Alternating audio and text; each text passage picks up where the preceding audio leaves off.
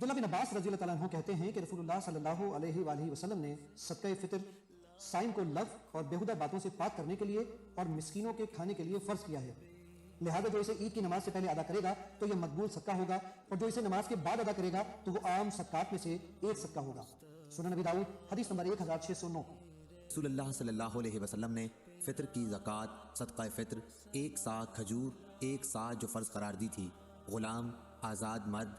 عورت، چھوٹے اور بڑے تمام مسلمانوں پر آپ کا حکم یہ تھا کہ نماز عید کے لیے جانے سے پہلے یہ صدقہ ادا کر دیا جائے۔ صحیح بخاری حدیث نمبر 1503۔ جنہیں اللہ تعالیٰ نے اپنے فضل سے کچھ دے رکھا ہے، وہ اس میں اپنی کنجوسی کو اپنے لیے بہتر خیال نہ کریں، بلکہ وہ ان کے لیے نہایت بدتر ہے۔ ان قریب قیامت والے دن یہ اپنی کنجوسی کی چیز کے توق ڈالے جائیں گے۔ آسمانوں اور زمین کی میراث اللہ تعالیٰ ہی کے لیے، اور جو کچھ تم کر رہے ہو اس سے اللہ تعالیٰ آگاہ ہے۔ اور جو کچھ ہم نے تمہیں دے رکھا ہے اس میں سے ہماری راہ میں اس سے پہلے خرچ کرو کہ تم میں سے کسی کو موت آ جائے۔ تو کہنے لگے، اے میرے پروردگار، مجھے تو تھوڑی دیر کی مہلت کیوں نہیں دیتا کہ میں صدقہ کروں اور نیک لوگوں میں سے ہو جاؤں؟ بس جہاں تک تم سے ہو سکے اللہ سے ڈرتے رہو اور سنتے اور مانتے چلے جاؤ، اور اللہ کی راہ میں خیرات کرتے رہو جو تمہارے لیے بہتر ہے، اور جو شخص اپنے نفس کی حرص سے محفوظ رکھا جائے وہی کامیاب ہے۔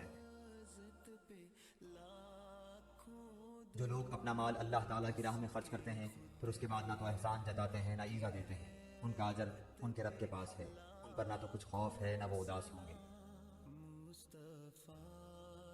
اے ایمان والو، اپنی خیرات کو احسان جتا کر اور ایذا پہنچا کر برباد نہ کرو، جس طرح وہ شخص جو اپنا مال لوگوں کے دکھاوے کے لیے خرچ کرے اور نہ اللہ تعالیٰ پر ایمان رکھے نہ قیامت پر، اس کی مثال اس صاف پتھر کی طرح ہے جس پر تھوڑی سی مٹی ہو، پھر اس پر زوردار میہ برسے اور وہ اسے بالکل صاف اور سخت چھوڑ دے۔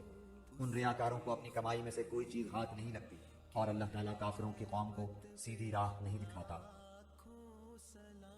اگر تم صدقہ خیرات کو ظاہر کرو تو وہ بھی اچھا ہے، اور اگر تم اسے پوشیدہ پوشیدہ مسکینوں کو دے دو تو یہ تمہارے حق میں بہتر ہے۔ اللہ تعالیٰ تمہارے گناہوں کو مٹا دے گا، اور اللہ تعالیٰ تمہارے تمام اعمال کی خبر رکھنے والا ہے۔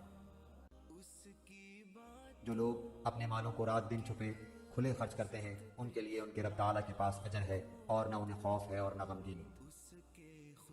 حضرت سلمان بن عامر رضی اللہ تعالیٰ عنہ سے روایت ہے، نبی صلی اللہ علیہ وسلم نے فرمایا، مسکین آدمی کو صدقہ دینا صرف صدقہ ہے، جبکہ قرابت دار کو صدقہ دینا صدقہ بھی ہے اور صلہ رحمی بھی ہے۔ سنن نسائی حدیث نمبر 2583۔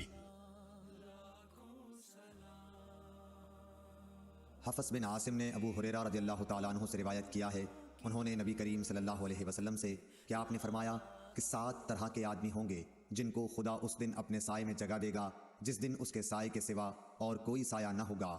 اول انصاف کرنے والا بادشاہ، دوسرے وہ نوجوان جو اپنے رب کی عبادت میں جوانی کی امنگ سے مصروف رہا، تیسرا ایسا شخص جس کا دل ہر وقت مسجد میں لگا رہتا ہے، چوتھے 2 ایسے شخص جو اللہ کے لیے باہم محبت رکھتے ہیں اور ان کے ملنے اور جدا ہونے کی بنیاد یہی للہ المحبت ہے،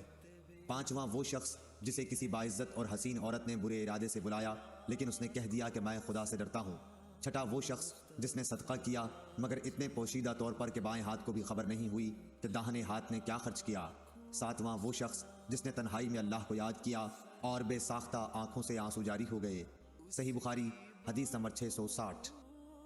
اور رسول اللہ صلی اللہ علیہ وسلم نے فرمایا، لوگوں کے ہر جوڑ پر ہر روز جس میں سورج طلوع ہوتا ہے صدقہ ہے۔ فرمایا، تم 2 آدمیوں کے درمیان عدل کرو، یہ صدقہ ہے، اور تمہارا کسی آدمی کی اس کے جانور کے متعلق مدد کرنا کہ اسے اس پر سوار کرا دو یا اس کی خاطر سواری پر اس کا سامان اٹھا کر رکھو، یہ بھی صدقہ ہے۔ فرمایا، اچھی بات صدقہ ہے، اور ہر قدم جس سے تم مسجد کی طرف چلتے ہو صدقہ ہے، اور تم راستے سے تکلیف دہ چیز کو ہٹا دو، یہ بھی صدقہ ہے۔ صحیح مسلم حدیث نمبر 2335۔ یزید بن اسم نے حضرت ابو ہریرہ رضی اللہ تعالیٰ عنہ سے روایت کی، کہا رسول اللہ صلی اللہ علیہ وسلم نے فرمایا، اللہ تعالیٰ تمہاری صورتوں اور تمہارے اموال کی طرف نہیں دیکھتا، لیکن وہ تمہارے دلوں اور اعمال کی طرف دیکھتا ہے۔ صحیح مسلم حدیث نمبر 6543۔